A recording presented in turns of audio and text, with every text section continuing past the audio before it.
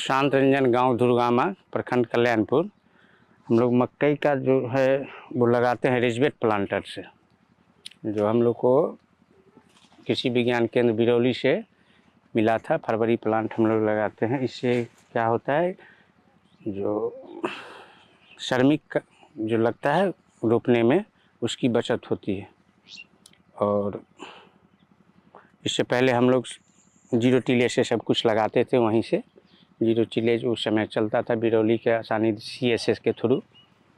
और इसमें जैसे कृमि हो लगता है, कीड़ा लगता है, ये सब का सब कुछ सरकार कृषि अभियान जो है उसके तहत विकसित कृषि संकल्प योजना का जो आयोजन होता है वो आगे भी चलना चाहिए, जिससे लोग किसान जो होता है नया जो होता है टेक्नोलॉजी हो, जैसे रिजवेट प्लांटर हुआ, जीरो टिलेज वगैरह के जो पूर्वत चलता आया है, उससे लोग लाभान्वित हो, किसान लोग।